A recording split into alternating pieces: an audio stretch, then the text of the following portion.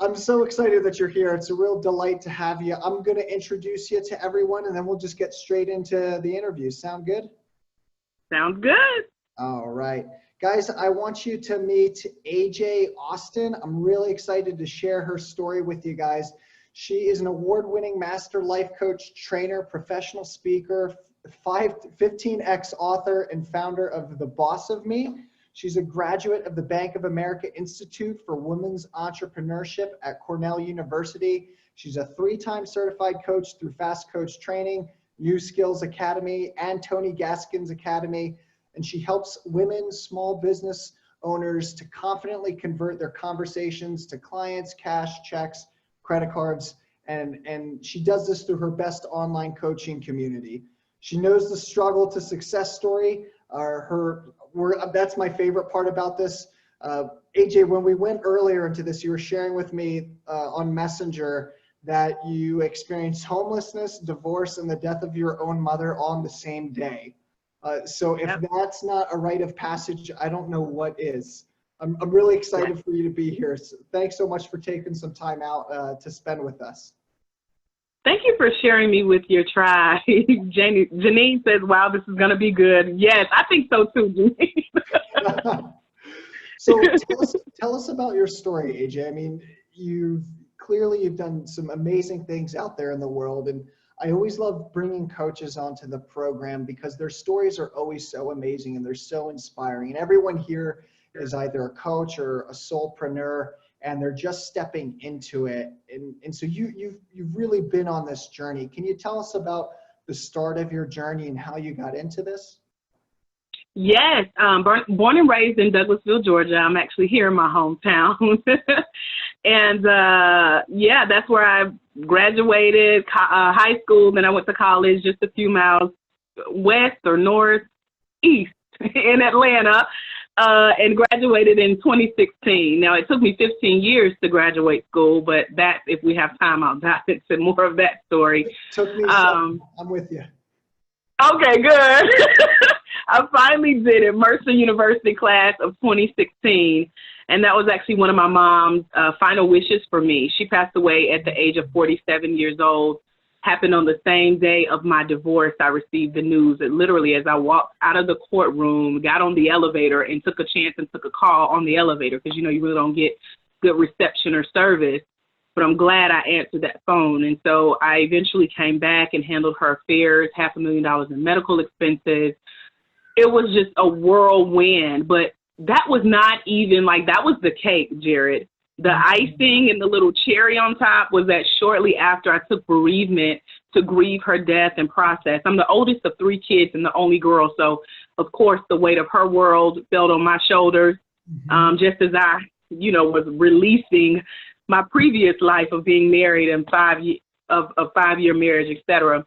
But as I was taking that time off from my corporate job, I got a call that my team had been downsized, so I wouldn't have a job to go back to. Yeah, that exhale you just did, all that times 10, okay? Because then my family started calling, what are you going to do? You got this house, it's just you, no kids, you're no longer married. You got 2 brothers. So I have one brother, he is serving 2 life sentences in prison. I have a younger brother, he was 18 and out of town at the time, so I had to call and deliver the message to him about mom passing away. But me trying to bring it all together and make sense, I remember I used to sit at my cubicle and sneak on my laptop. I wasn't supposed to have it at work, but I was looking for networking events and trying to design business cards and was wondering what I was going to do for my side hustle on the weekend. So I had been secretly wanting a way out. And this was my pink slip, my pink permission slip to go ahead and go for it. No longer any excuses. I quickly filed for unemployment and I went full speed ahead. I went to my local chamber of commerce, collected about 200 business cards, reached out to those ladies, said, hey, I'm new to the community, but I'm from the area. I just need to know where to go, what to do. Can you tell me where you feel like this is odd, okay? I said, can you tell me where you're stuck in your business? What is your sticking point? And believe it or not, I got thousands of responses, 20 different universal answers, and I wrote a book about it. My book is in the car, of course. I forgot it in the car. But it's called Secrets of a Socialprenista. And I took those 20 universal issues that women in business were telling me they were having before I took the launch. And I wrote that book. It came down to about 8 main struggles, things like procrastination and not enough funding. Family doesn't support me, and what do I do for motivation? I wrote a book, and 15 books later, here we are. I'm still writing for women in business, coaches. I'm a master life coach trainer, training and certifying coaches here in the Atlanta area. We'll soon be live streaming our trainings, which I'm excited about. So I get to do like you're doing here on Zoom and connect with the global audience with that training. And so I had a friend that actually introduced me to this training company. So I got certified about 6.5 years ago and have been building my business ever since, and trained about 108 coaches around the world. They have flown here to Atlanta to spend the day with me and become certified. And so that's where I am currently from start to now. Not finished, a long way from finished. Right. I love it. I love it. Wow. What a story, AJ. Thank you. What I love most about it is that you were willing to jump when it was all falling apart. And that's what I think, that's what we just talked about this last week. Part of this school, we have 3 sections. We have mastering the mind, body, and the spirit. We have a digital space, and then heart aligned sales. And we just had our mastering the mind, body, spirit week last week. And with that, I talk about just jumping when it's all falling.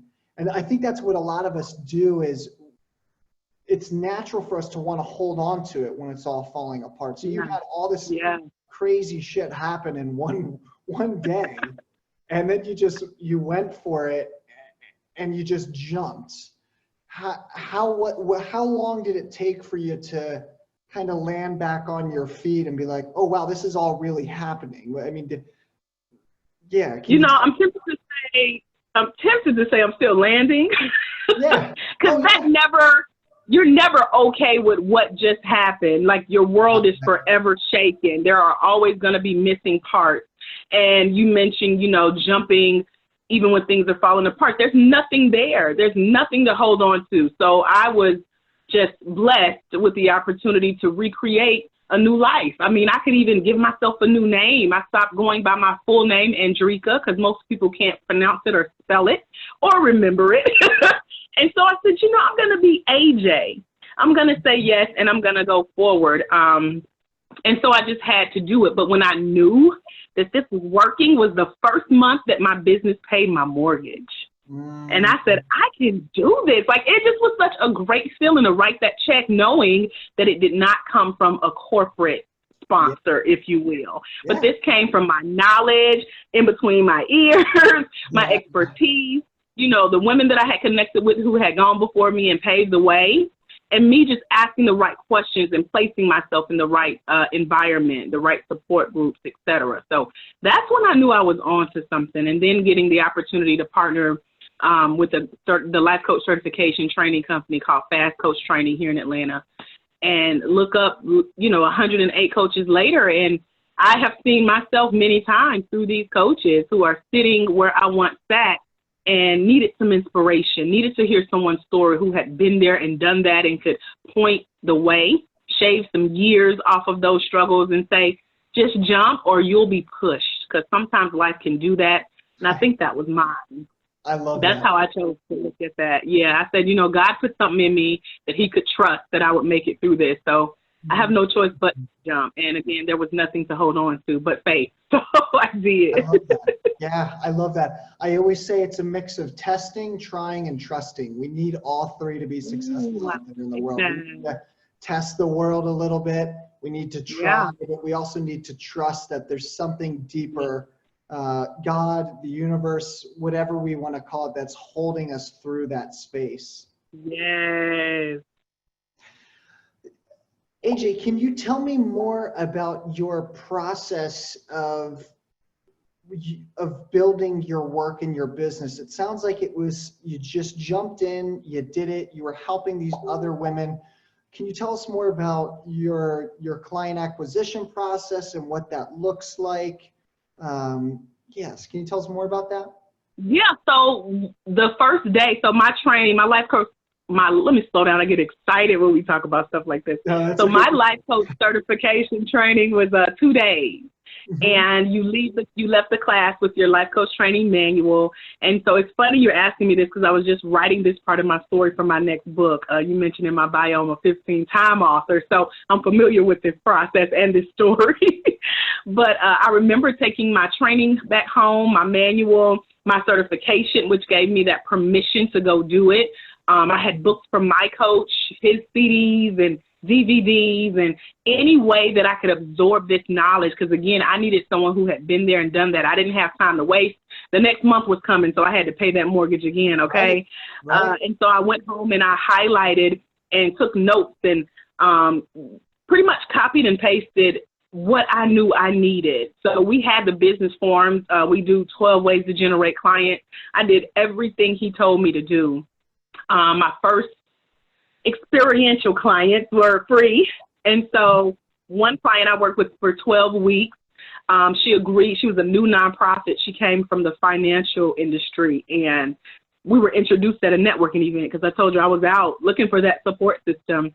And a lady said, hey, you got to meet AJ. So she and I connected. She was founding a nonprofit, and she heard I was working with women in business. So we stayed in touch. I remember interviewing her about her nonprofit startup process, and she kept getting rejection letters in the mail. And I said, you know, it's not a lot of women that would survive this process, being told no or give us more, or you may not meet these qualifications. And so she agreed to let me document her process if I coached her through it as she went through. So I had her, she had me. I interviewed her. She made it. She got approved. I really believed in her company. She went from the financial industry and that background to now being called the quote unquote field trip lady. She low income children in the Douglas County area on educational field trips around Atlanta. Mm-hmm. And so to see that vision come to life, that further sparked something in me. And so she agreed that we would also work together if I could try different modes of coaching with her to see what I liked, since she was my first client. So we did the videos, we did in person, which I hated, by the way. I hate in-person one-on-one coaching. But we did it. I can say I did it and didn't like it. And I wrote that on my note card, like, I hate this, okay? And we did telephone. We did, I think we did one method more than once, just to be sure. Like, okay, I'm sure I don't want to do in-person one-on-one coaching, you know. Right. And so, and it was even hard to coach by camera like this, because when she would cry about something, she would look away. And I would have to be like, Cassie, come back to the camera. I need to see your face, you know. So it made it difficult. And what I discovered was that I wanted to say what I knew in a coaching session to multiple people, but one time, and they all get a result. Right. So if I could have multiplied her as my client times 10, because she was a phenomenal client. It was just me choosing which method I wanted to coach her in, using what my coach taught me. And so we made it through those 12 weeks, and I would literally have to go like work out after the session, because it stressed me out to be like having to get up out of my bed, we went to met at a honey baked ham in the back. One thing I was glad was that we documented that process. I had a photographer come and take pictures, and we did some video. So I was smart to, like, you know, make a note of what was working, what wasn't. And then my second group of clients were just through networking. One of the ways that my coach taught us to get business and attract clients was to get in our local newspaper. Mm-hmm. And I did that with the work I was doing in the community. I used to do workshops for moms and girls.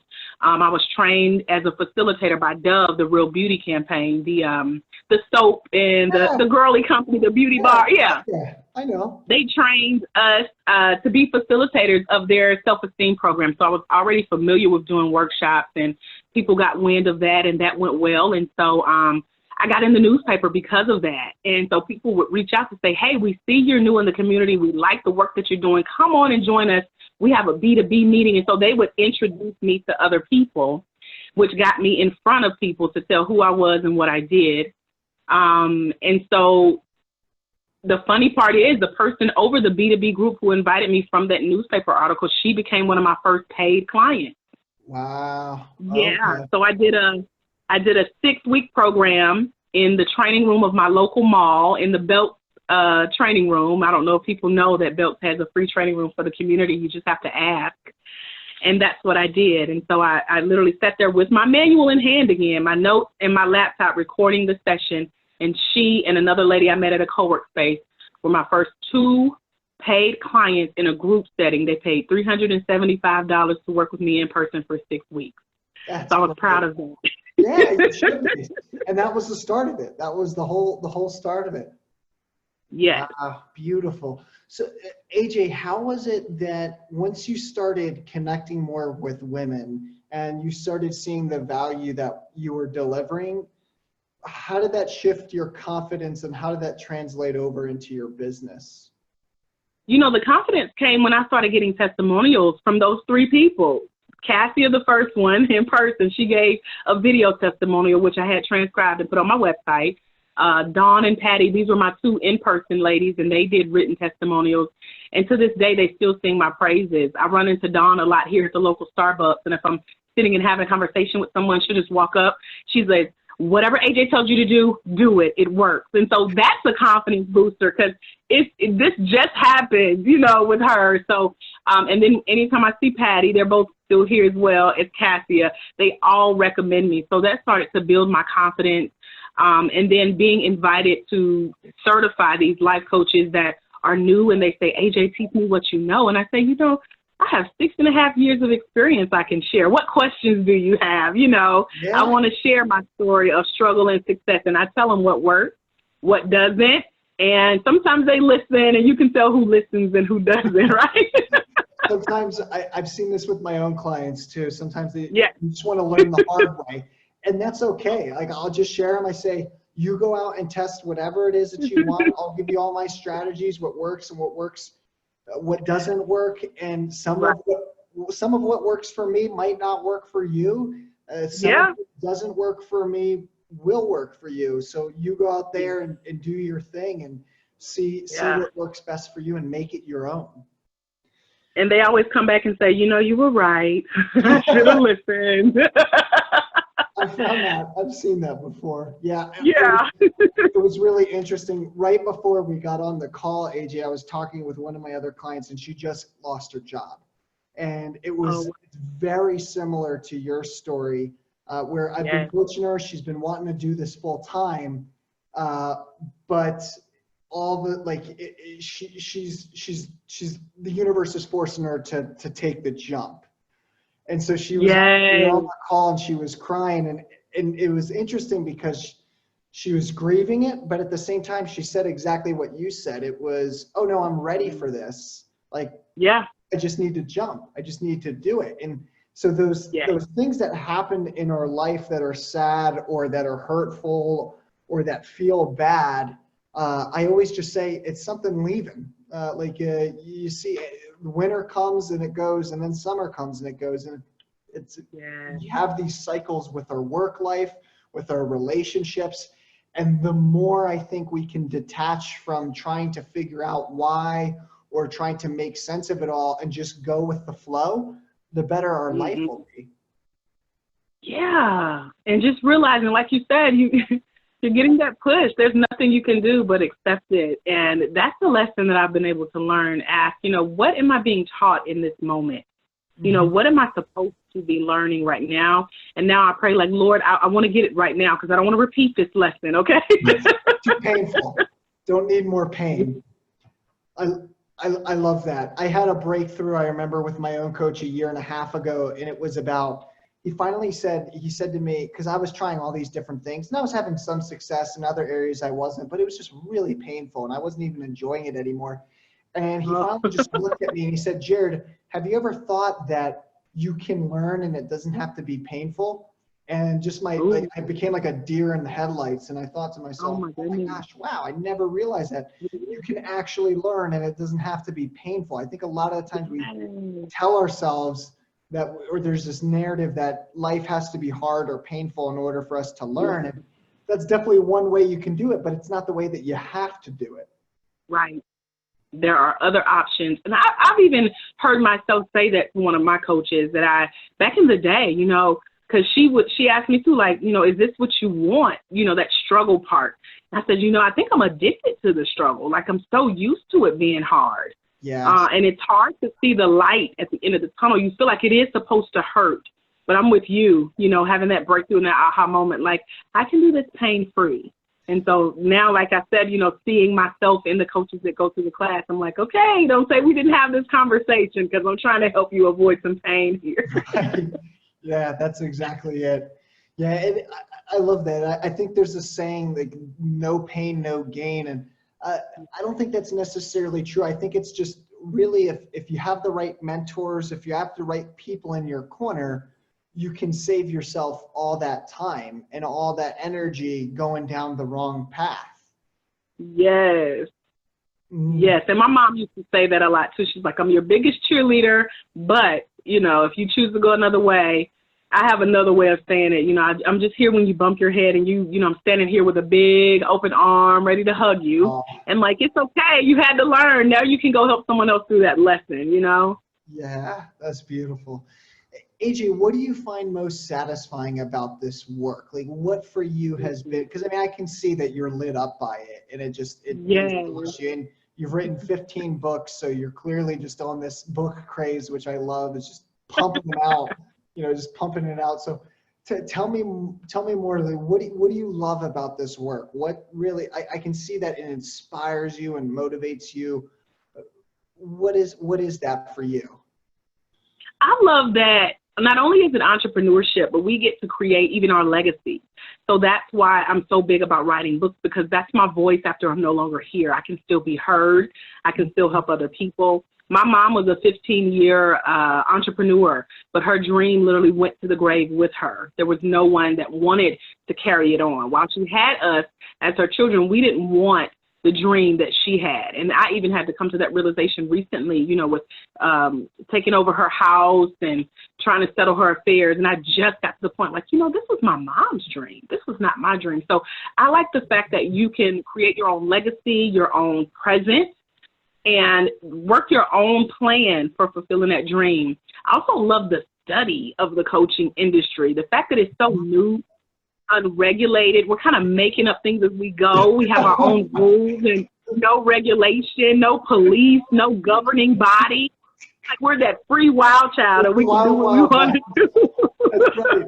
That's right. Yeah, so that's what I love about it. So I also love, so my founder, Dr. Michael J. Duckett, that's my business partner. I own half of the life coach certification training company that we coach through with Fast Coach Training. And he recently told me that he walked with Thomas J. Leonard, the father of life coaching, kind of the founder of the industry.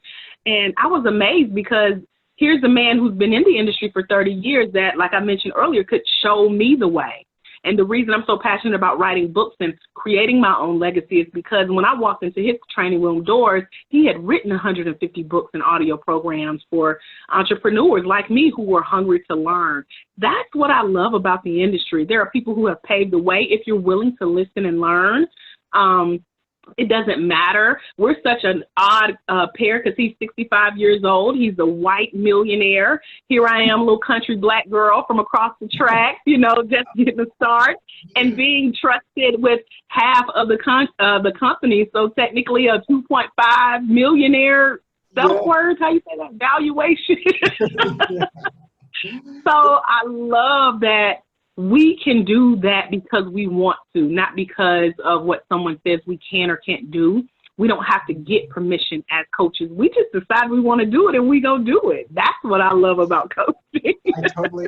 You nailed it on the head, AJ. I love that. That's exactly the partnership that you have. That's what I love. In the coaching industry, I meet the most intriguing people. Yeah. I think it's like, coaching is, it's the Wild West because it's unregulated, which has some good things about it and bad things about it. But that's I think if you're an explorer of the human condition, and you like to take life as an experiment, which is definitely the perspective that I take, it makes it so much more funner. And then also the people that I meet in it. I mean, we had one guy on our program. This would have been about 4 weeks ago. His name is Miro the Hero.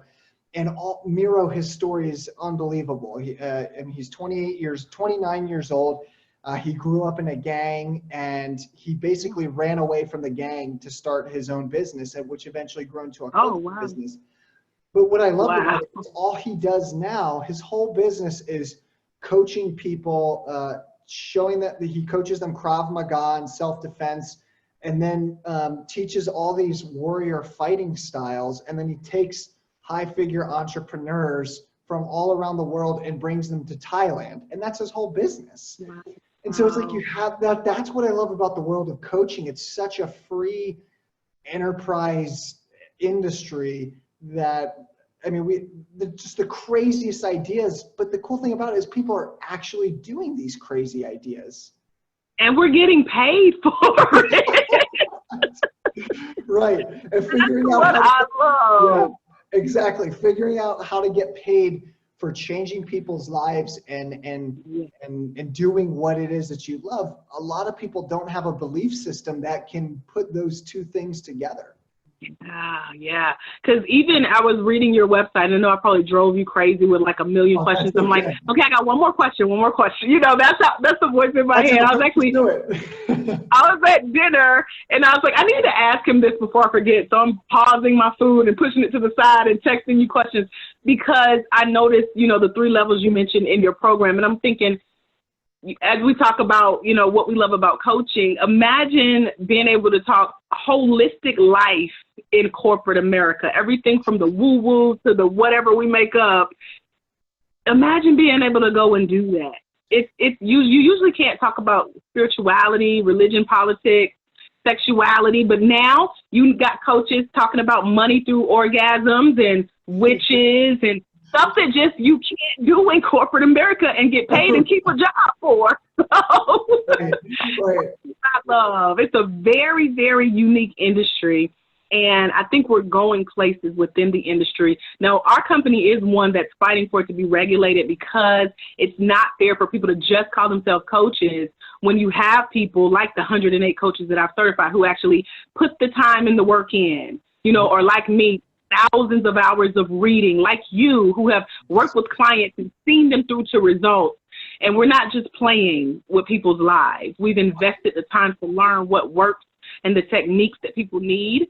And so people need to be skilled in that, because if not, we could have a mixed up industry, you know. Right. I totally agree. I know for me, I mean, I've done so many different trainings. I was actually just out in Atlanta earlier the year at University of Georgia. I did the Sherpa Executive Coaching Training out there with Judith Goldman and Brenda Corbett. You and Judith grew up in Atlanta as well, too.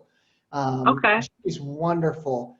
And I couldn't agree with you more. I think knowing having a little bit of a framework is important. I think the biggest thing, what I tell everyone who comes to me, I say, start with the heart. Where can you really help this individual? Lead with the heart. Always lead with the heart. But then also having a container for transformation is really important too. I mean, one of the things that I always address with my clients, I remember, because I was coaching before I ever had any training, and I just didn't know. And then once I got out there in the world, I said, man, you know, I'm opening people up in certain ways. I need to figure out the container. Now I did have counseling training as a counselor, so I already had that background. But coaching, you're opening people up in a way. I always say that it's like counseling is you're integrating a person's past self in counseling, and in coaching, you're integrating their future self. Yes. And we teach the same thing, but how do you know that if you haven't been trained, you know? Exactly. Just covering things like ramifications. I mean, one of the things that I always do my first day with individuals, I let them know, hey, there's going to be ramifications of our work. You're going to come to me 2, 3, 4 weeks, maybe even tomorrow, and say, look, I don't know what the hell's going on. I don't know left from right now. That's a part of transformation. Transformation is not fun. It's not easy. It's scary as hell. So managing expectations up front and really getting involved with the consequences of it, I think, is important. That's good. You let them know ahead of time what to expect.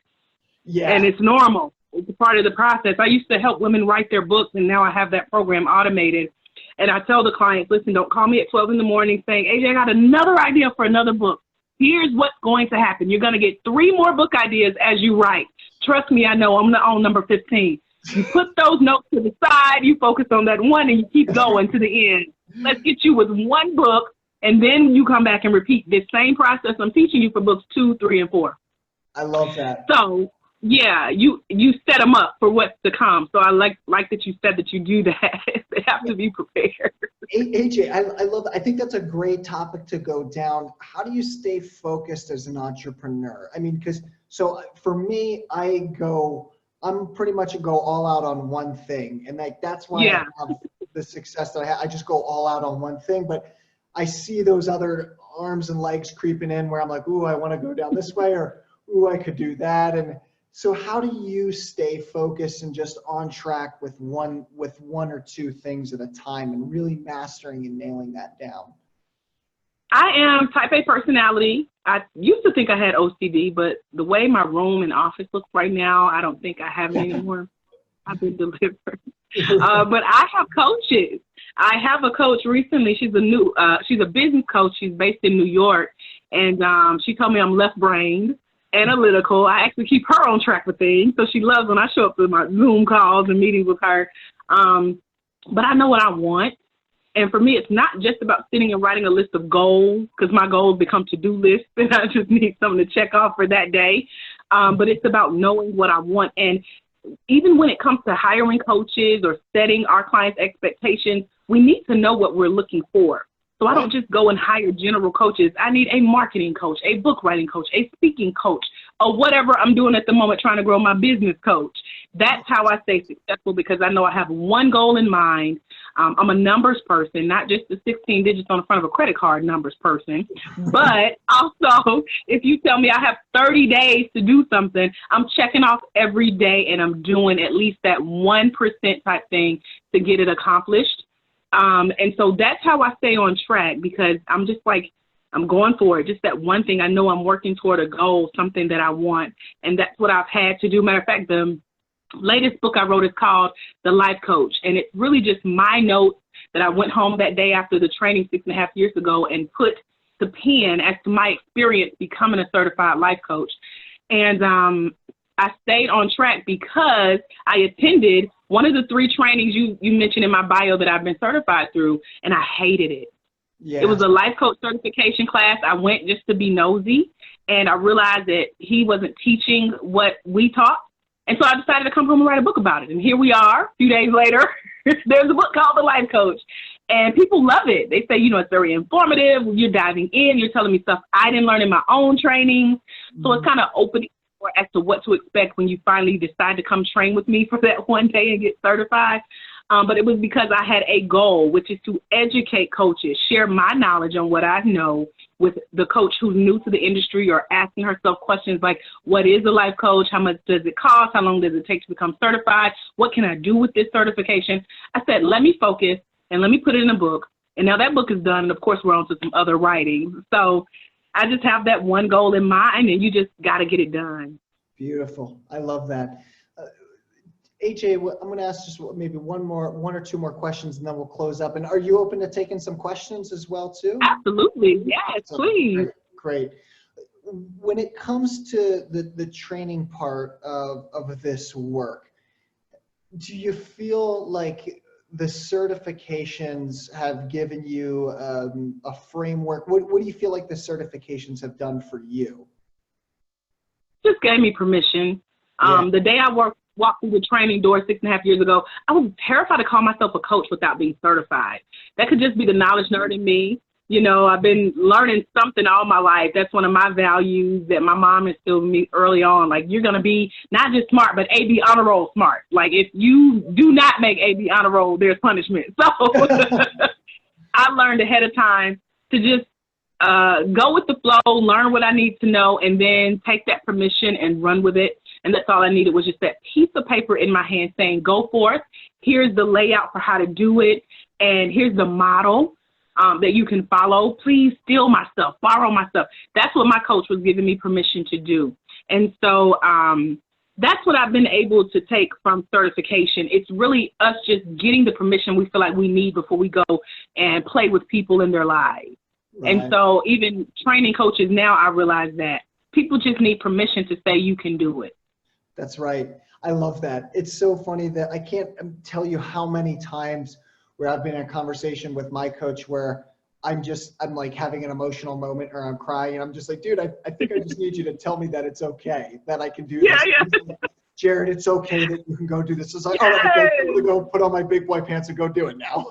Yes, and Jared, that's not just coaching. I was at the dentist yesterday getting a filling. They thought it would be a root canal, and the dentist, he just nicely said, "You're doing great." And in my mind, with my mouth wide open, I'm like, I am doing great. You know, we just need that extra pat on the back, like, you are a big girl, big boy, you can do this. I love it. That's what coaching and the certification process does for us. Like, you got this. Yeah, I love that. That's exactly it. I think honoring that inner child part of us that's always there, sometimes that's all we need is just that encouragement, that pat on the butt or the pat on the top of our head to say, right. You got this. You can go out there and you can make it happen. You know, that's so funny you say that, because afterwards I went to IKEA where there's ice cream and pizza, and, you know, I had to let the numbing agent wear off before I could taste what I was actually putting in my mouth. But I addressed my inner child. You know, she needs that encouragement from time to time. I don't think we grow up. I think we just get older, meaning our bodies develop, but sometimes mentally we still have to play around with who we know we were at 6 and 7 years old, needing that approval and that permission to go forward and be great. Absolutely. I love that you said that, AJ. There's some people in the program who have done coaching work with one-on-one intensely, and I take the perspective and I'll see it when I'm really present with an individual as we are in those coaching sessions. There'll be times where I'll see the inner child coming up, talking to me. I'll see the teenage self coming up to me. One of my clients, he was doing these weird, they weren't weird things, but they were just odd. They were just odd. Yeah. And I was like, I feel like it's your teenage self run amok. And so I started talking to him. And as I started talking to him and asking him questions, I started actually seeing that teenage part of him come out more. And wow. The voice changed, the emotion changed. So I really have this belief that human beings are like, and you're not going to find this in the science textbooks or anywhere like this, but it's been my experience that human beings are like, they're like trees. We have within a tree, if you cut down a tree, you can see every ring of that tree's life, what that environment did to that tree. Yeah. Oh, that's good. Yeah, literally. Uh-oh. Is it me? Man, it was just getting real good. Okay, Emily, I see you moving, so we're still here. Can you let Jerry know he's frozen? I'm afraid to touch my phone. I don't want it to fall. Let's see. Man, I hope he's not still talking because I missed it. Thank y'all for being here, too. I see your faces. Let's see. Hopefully it doesn't kick all of us off, because our host is gone. If y'all want to go ahead and put some questions in the chat room, we can dive in. Okay, you're back. I was about to take over your call, Jared. That's fine. This happens sometimes. So that's what I love about coaches. They just go in and roll with it. Right. We heard the rings in the tree and it being affected by your environment. And I like that analogy. Right. So I see humans now as rings to a tree, and their environment creates who they are from moment to moment in that time of their life. And so it's really about understanding and speaking to people and allowing those certain aspects of themselves to come forward. And so like sometimes when I'm meeting with an individual and they never felt safe as a child, their inner child will come out when I'm in their presence. Yeah. And I'll speak to their inner child. And other times I'll see their potential future and where they want to go. And I'll speak to that potential self, and I'll actually see them change in that moment as I'm speaking to them. So it's really amazing how human beings work. I think we're so much more deeper than we realize. Or like Shrek says, we're like onions. I like that analogy. Onions. I love that too. That's exactly it. Yep. There's all those. Yes. I love it. And we also have to give ourselves permission to address that inner child, because he and she, they're always there. They're always in our mind. In addition to things, like you said, that came from our environment that shaped us, what mom or dad did or didn't do. But just adulting is hard. That's my inner child. Like, this is hard. Yeah. But if I say, well, you get to go shop when you want to, just do this one hard thing and reward yourself later, I believe that's my way of addressing my inner child. Mm-hmm. Or you got to write this book and you got to do an 8-hour training, but at the end, you get to play. You get to see someone else's life change because they think you're smart enough to teach them something. That's my inner child. She's the nerd. So that's me getting my A and getting on the AV honor roll and seeing my name in lights. So we also have to address the inner child and give her or him permission to come out and play, even as successful coaches. I love that. Absolutely. Yeah. Creating that safe space, the incentive systems to bring that out from within us in that moment. And yeah, that's beautiful.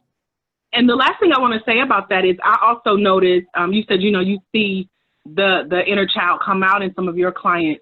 I know going in from the first phone call where they say, hey, I was surfing Google and your website pops up, or I've seen a video, I'm interested in your training, or I think I'm interested in your training, I'm calling a lot of places and pricing it. I instantly know that that's fear. And as a coach, that's all I deal with all day, every day is fear. Because why are you calling and shopping if you feel called or led to coaching like you just told me you are? Or they'll say, you were the first person to answer the phone. Well, I'm here. I'm willing to answer all your questions. We're one of the most affordable companies. Why are you searching for pricing? You bought all my books. You studied me and my business partner. Why are you calling, asking for pricing and thinking about it? It's fear. But it's fear of who they are about to become, because it takes such a responsibility to embrace that next level as well. So my job as a coach and a master life coach trainer is just to hold that space. Like, I'm here when you're ready to say yes to who that person is, because they're not going away, just like that inner child, and who you're supposed to become when you're ready to embrace it.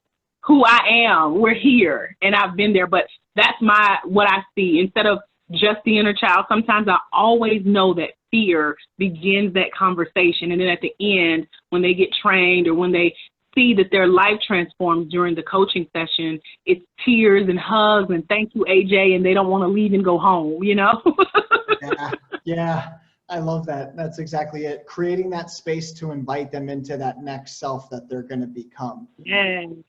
I always just say, in my sales questions, I used to say, are you ready? And now I never say that. I always say, are you willing? Because that's really what it is. You're never ready. I don't think you're never ready. You're never ready to be killed or to transform. Because ultimately that's what transformation is. You're killing off that old self. It's really just, are you willing? Are you willing to step into this space with me? And that's all I do whenever I have that conversation. I just say, we could put this off a month, 2 months, 3 months. Are you willing to step into this space with me? I'm fully with you. I'll fully hold you into this space.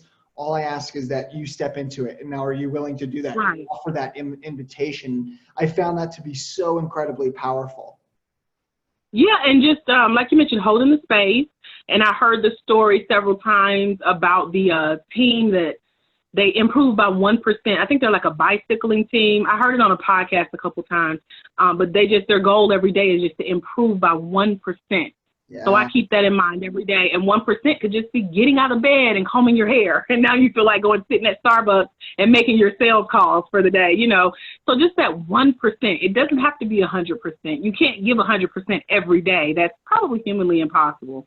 Yes. But one thing, check off one thing on your list, make one step forward. I believe that 1%, when you look up, if you do 1% every day for 365 days, that's a lot of percent a year, Well, I think you'd probably be 365% more the person when you started. Yes, a lot of percent. Yes, you're a lot further than where you started on the first of the year. Yes. I want to share, we had one person on earlier, and then we'll go to the questions. His name was Jason Goldberg. He speaks at Mind Valley a lot. And all Jason does for his sales is he sits in a Starbucks. Uh-oh, I hope I'm not paused here. Can you guys all hear me? Hope you Yeah. guys. Okay, good. He just sits in a Starbucks, and he wrote like a really great international best-selling book called Prison Break. And so what he did was he just took that one book and then has 15 copies of it and puts it right next to his laptop. And then he goes to work on his computer, and then people see this guy with a stack of 15 books in a Starbucks, and they think, who is this guy? What are you doing? Yeah. That's his way of bringing in new business while working behind his laptop at the same time. It's little ingenious. That is so creative. Isn't that Thank you great? for the idea. That's what I was thinking. I was thinking, AJ, you have 17 books written. Why not just, if you're doing your sales calls in the coffee shop, why not just do it that way? Absolutely. And I've done that, but with other people's books. Like, I remember I was reading Expert Secrets by Russell Brunson, who is someone I really admire in the coaching industry as well. I'm looking for my socks. My toes are cold. So he had written the book and sold, 50,000 copies, I think he did. Oh, and yeah. I set his book down and went to the restroom. And when I came back, that conversation about that book led to an on-the-spot client. She paid me for an hour consultation, $500, like cashed after it right to my account. So that, I'm sure, works when it's your own book as well. That's a great idea, though, to sit there, because I'm there long enough anyway. So to sit there with a stack of books, I'm going to do that. That's great. I love it. Bring it all the way up, like make it high, make people see it and be like, what in the hell is going on here? I love it. Thank you for sharing that. Yeah, absolutely. AJ, do you mind if we get into some questions and then we'll close? Yeah, out? let's go. Awesome. Guys, who has some questions for AJ? So we got Emily, Renee, and Janine on the call. Who's got some questions for her? And guys, I think you at this point know AJ's energy is pretty open. So I'm guessing AJ, anything's on. I'm guessing. Ask me anything. Awesome. Beautiful. What do we? Oh, hey, what do you got?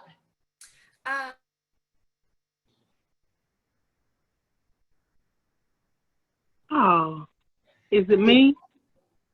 Hey, Em, it looks like you're a little bit low on bandwidth here. We can't hear you.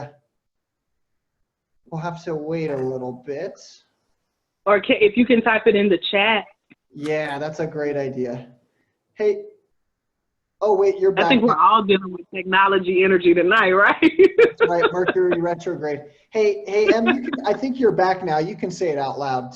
Oh, okay. I was wondering, what belief systems did you have to tend to within yourself to get from where you are to where you are now, and how did you go about that?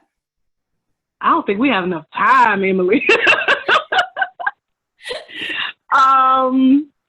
Wow, so I have to speak from my own experience, and growing up in low income, poverty, and seeing that all around me. Like my very first business was collecting beer cans. I used to collect beer cans that the local homeless people would throw around the neighborhood and turn them in for 5 cents, 25 cents at Walmart. To get but $10 to a 9-year-old, I was rich at Walmart, okay? This was early 90s. But believing that I deserved more than just 25 cents for a beer can, and that mentality of money. So the money mindset, the money mentality, every day it's a shift. In addition to, like I mentioned earlier, and when Jared explained, like the tree, the rings, like that really hit home because your environment shapes you. So if you're not having the money conversation with parents, or they're not teaching it at school, or you're not witnessing it in your neighborhood, the conversation was always, we don't have it, so don't ask for it, And so when you get into a field like coaching where the sky is the limit, you can charge what you want and do what you want.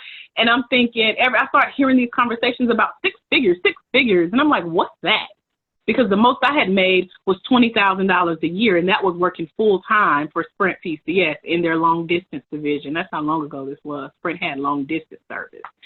So to hear 6 figures, and I've never seen it or felt it, maybe throughout my lifetime, but to have it sitting in an account at once, never.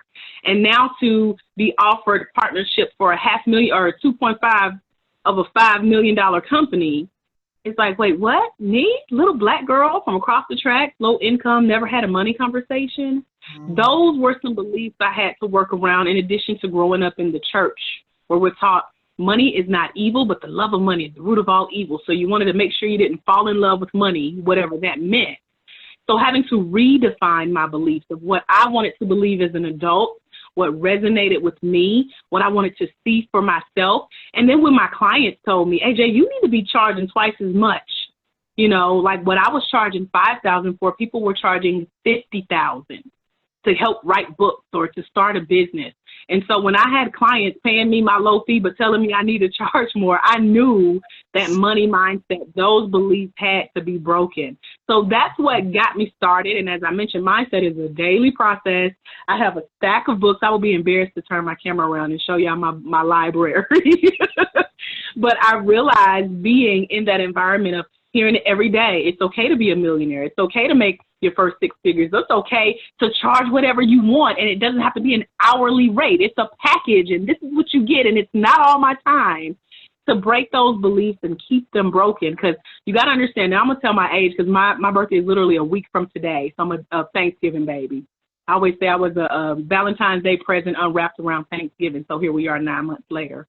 And I, as an almost 39-year-old woman, have 39 years of belief to break. And so that means until I'm, 78? So we have 39 more years to work on breaking these beliefs and keeping them broken, because it didn't take just a short amount of time to form these beliefs. I mentioned me and my environment and the church and my culture and family. We have to release all of those and give our adult self permission to redefine those beliefs. So thank you for asking that question, Emily. That was a good question. Thank you so much. That was awesome. Yeah, that was great. I love that. And AJ, do you mind if I just ask you a question around that too? Of course not. So when it comes to breaking, I love how you said that it actually, it took 39 years to build all of that, and it's taken time to break it down. I think sometimes in the coaching industry, I've seen there's people who say, you know, all we got to do is clear out the beliefs and you can do it in 1 or 2 sessions, but it's not. It's no. I mean, I can feel it in my body. It takes time to get into those newer, higher levels. Yeah. Because sometimes, and I was in a coaching group earlier today on Facebook, and someone asked, you know, when to know that your client needs counseling. Sometimes we need coaching and counseling together, because coaching isn't necessarily going to help you undo what's been done the past 39 years. You know, right. You need to talk to someone and go back to that place and give that younger self permission to be who you are 39 years later, because mom and dad are gone, your family around you that had a negative influence, they're gone, or they're witnessing you be this new person, and you have to stay her. You have to stay him, stay encouraging other people, because now we influence the next generation of money makers. I have nieces and nephews expecting things, and they know auntie has it because she makes her own money. She comes and goes as she pleases. But this is the next generation looking up to us to see what's possible. So we have to give our now self, our past self, our future self permission to do it, because now we're grooming and training who comes after us and who sets the standard for the future generation. So that's how I look at that. I love that.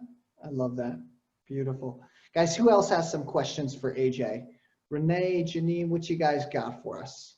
I'm going to bring up the chat here. Any other questions?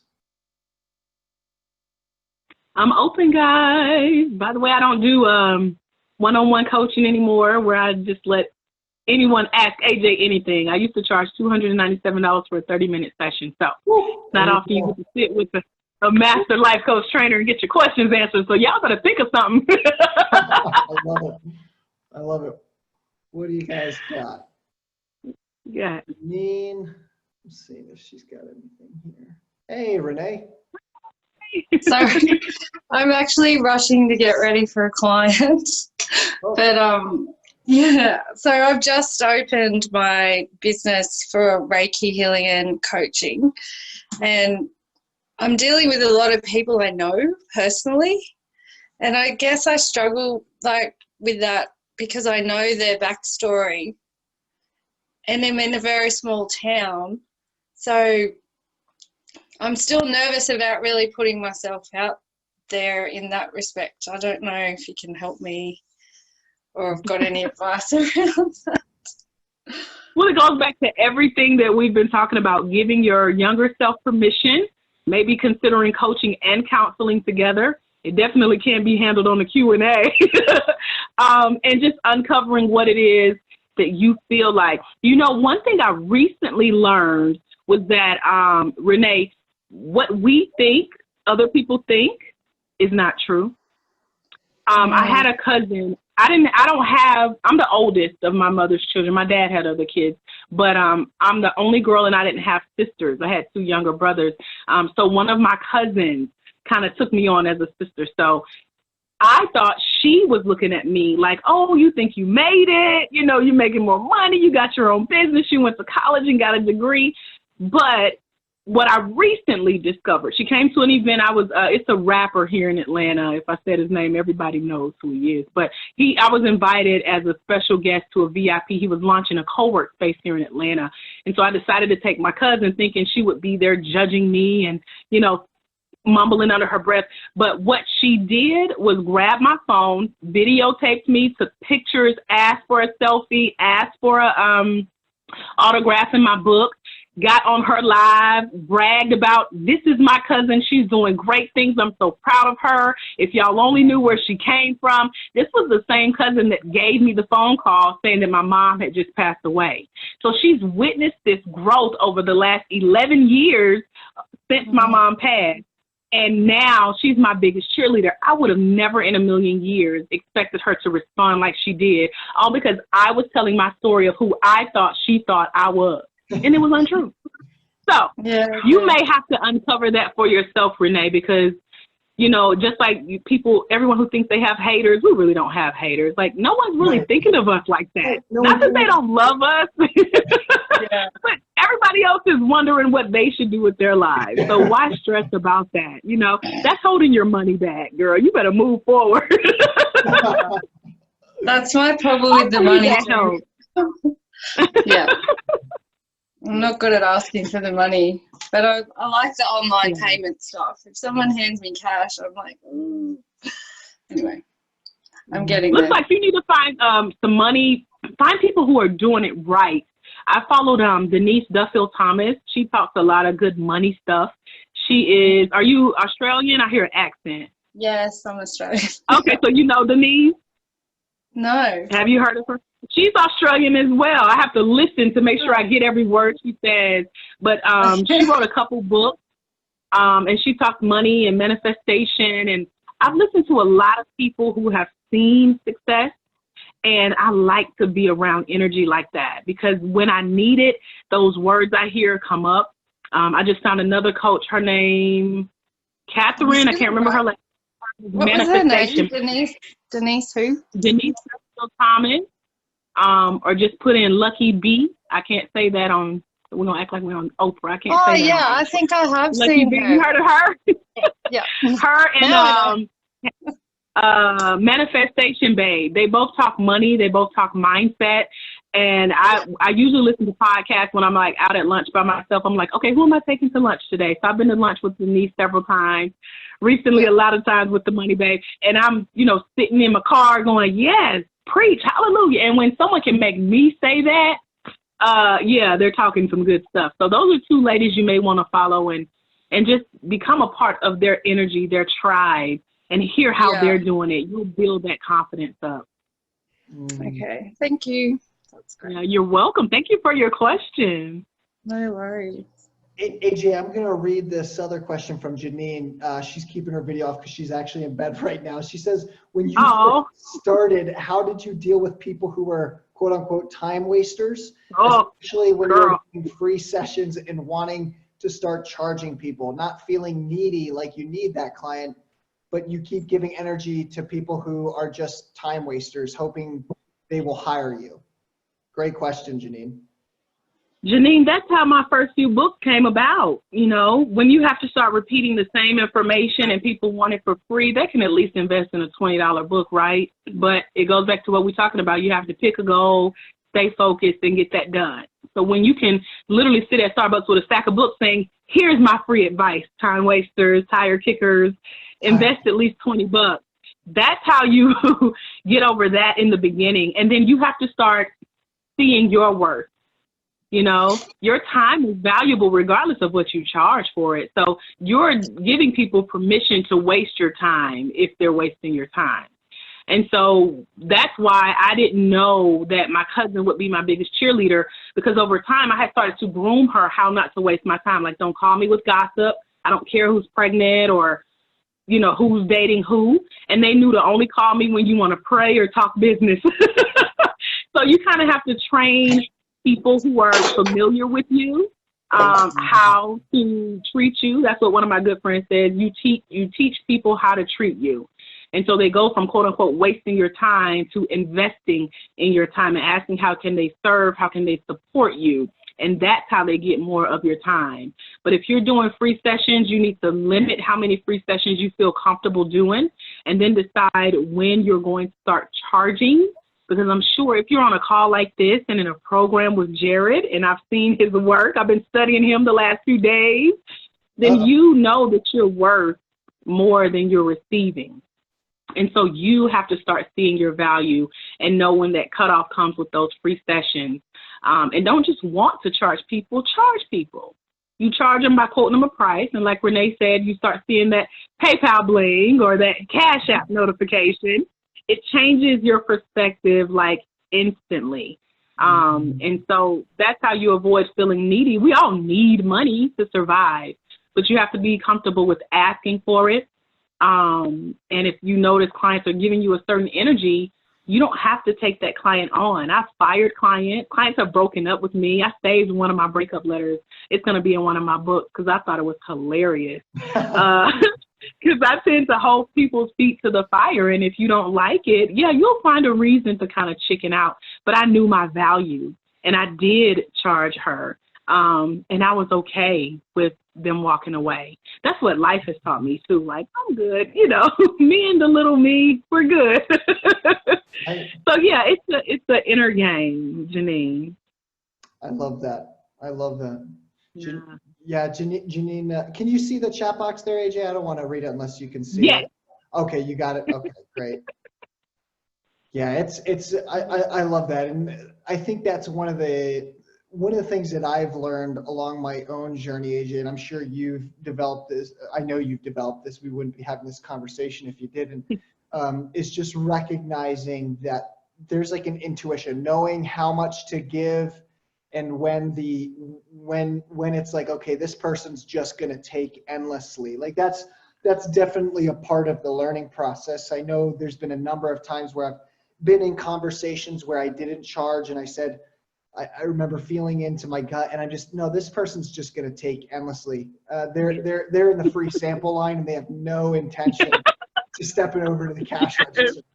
And so that's definitely something that I've learned to build an intuition for, and knowing how to give just the perfect amount where you're not depreciating your own value, and where you're inviting people into that new space and that energy and saying, hey, I'd like for you to step up here, and it's going to cost you X amount of money to step up here with me.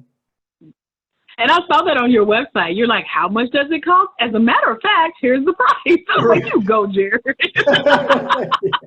Well, there's no money shame. You won't find that in my energy, that's for sure.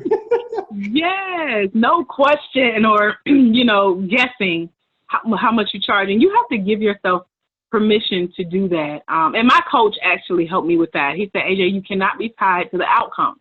That's right. And so when you shift that perspective, you don't care if they sign up and you don't care if they do. Either way, you know you're good, you know your value, and you're worth it, and you stand in it. It's not just a process that you can do once and it's done. Like I just gave Denise and Manifestation Babe, you have to stay surrounded by people who are constantly breaking through or have overcome levels that you're currently at, and be okay with learning that. Give yourself permission to learn how to do that, You can't do it on your own, and you probably don't have anyone you could just pick up the phone and call that'll walk you through it and actually care about your results.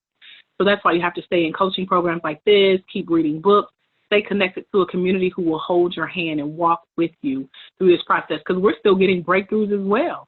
That's right. That's beautiful. I love it. Emily says we're free when we're not invested in the outcome. I love that. But action, just taking that action and being totally, I think in the yogic tradition, I talk about this where there's a word called Vigriya, and Vigriya means complete attention, but detached to the outcome. So total involvement, total action, but totally separated from the outcome. And really, that's a philosophy that I try to live by. Be incredibly focused, be incredibly passionate, but not attached to the outcome. It's a learning process. I'm still always learning to get more into that. I remember about 3 months ago, I had a big deal that didn't go through that I was spending about a lot of time and energy. And I was just like, oh, you know, and I had that emotional reaction, and I felt into it and honored the emotions. But then right after that, I was like, oh, wait, there's all these other possibilities that I can go down and open up into. And now she's on board, but it was like the mind just being attached to that outcome. Yeah.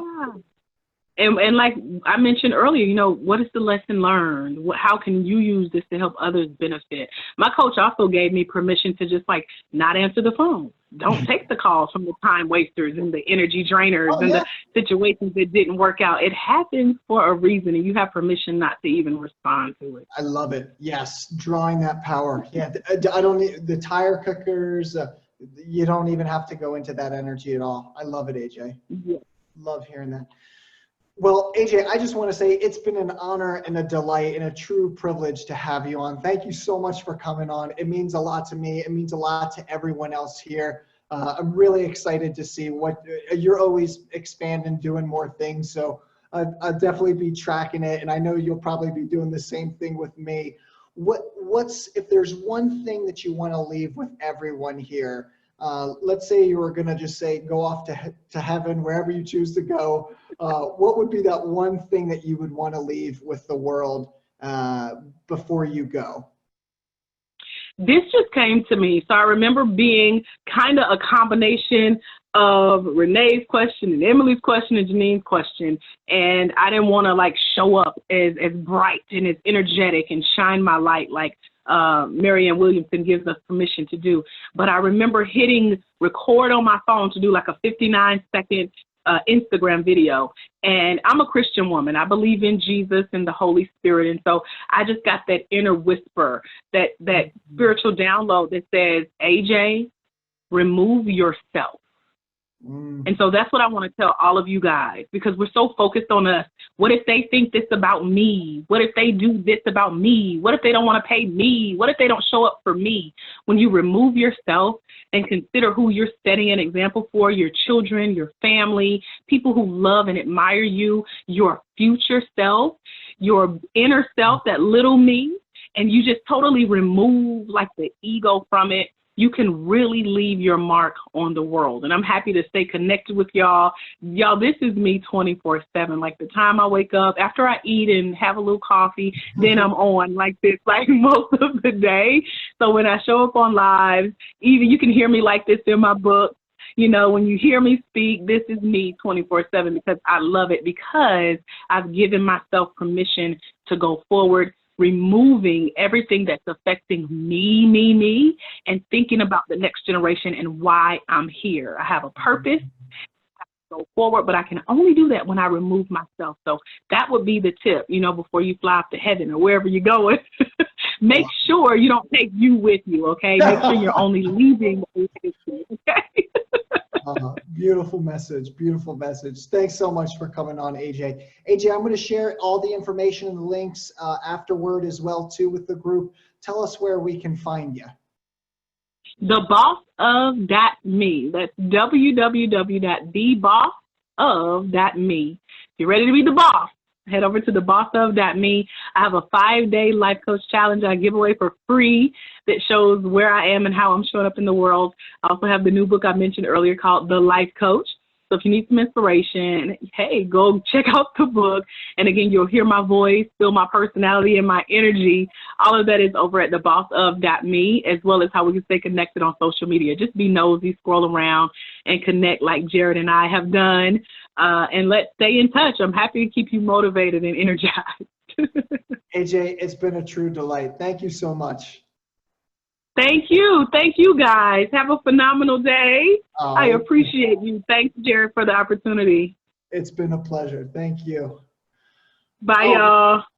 Oh, no, you're good, AJ. You're good. Okay, good. Bye, y'all. I'll see ya. Thank you. All right, guys. I hope you really enjoyed it. I love AJ's energy. She's such a pleasure. She's such a sweetheart. Next time I go to Atlanta, I'm visiting her. So this is what we got. We got this Saturday. We got our next lesson coming up. So I will see you guys all at noon. For everyone who's going to be at the live event, I just want you to know we start Friday at 10 a.m. I'll be releasing the schedule this week. You guys have the location, you have the address, but I'm going to send out the location for that as well too. I'm really looking forward to it. I'm excited to have everyone who's going to be there. Other than that, that's all I got for this time, you guys. I will see you all bright and early on Saturday. Have a great day, everyone.